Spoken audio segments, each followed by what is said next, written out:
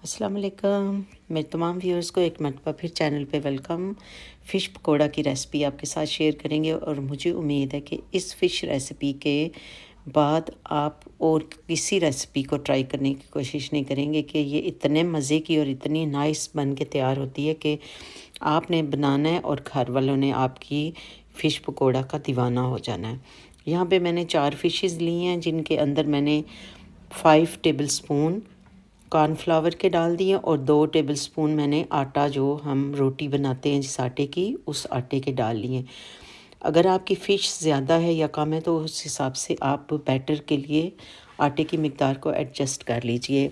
इसके अलावा मैंने सूखा धनिया 2 टेबलस्पून लिया है जिसको मैंने मोटा-मोटा कूट लिया था। इसके अलावा सब्ज़ मिर्च और सब्ज़ धनिया, 2 लहसुन के जव्वे ले लिए थे और 1 टेबलस्पून अजवाइन का। तो अजवाइन आप साबुत भी डाल सकते हैं और हल्का सा उसको कूट के भी डाल सकते हैं। धनिया अधकुटा होना चाहिए और धनिया ग्रीन जो है वो और सब्ज़ मिर्च और लहसुन उसको पीस लीजिए और फ़िश के ऊपर डाल लीजिए। अब ये सारी चीज़ें आप डाल के मसाले, बस थोड़े से मसाले जाएंगे और कोई ऐसा इसके लिए आपको ताम झाम नहीं करना पड़ेगा और बहुत ही मज़े की नाइस सी बन के तो तैयार हो जाती है ये और बहुत ही क्विक सी रेसिपी है ये, आप ज़रूर ट्राई कीजिएगा।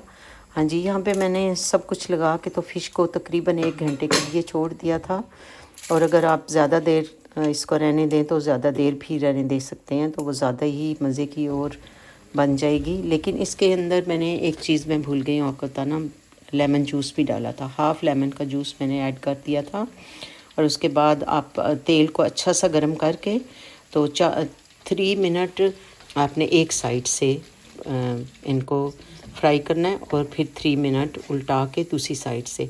अगर आप बड़ी फ़िश का टुकड़ा बना रहे हैं तो थोड़ा सा बड़ा बना रहे हैं तो फिर 1-1 मिनट और ज़्यादा ईच साइड के लिए आप स्पेयर कर लें।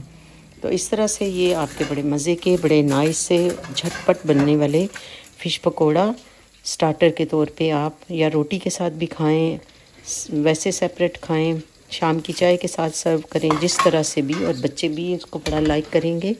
सभी घर वालों को ये बड़ा पसंद आने वाला है और सब ने आपकी कुकिंग का दीवाना हो जाना है। हमने इसको बहुत ही इंजॉय किया सैलड के साथ, चटनी के साथ। तो कोई सी भी आप चटनी जो आपके घर वाले और आपकी फेवरेट है इस तरह से बना लीजिए और इस तरह से आप सर्व कर लीजिए। मुझे उम्मीद है कि आप इस रेसिपी को ट्राई करेंगे और फिर इसी रेसिपी के दीवाने बन जाएंगे।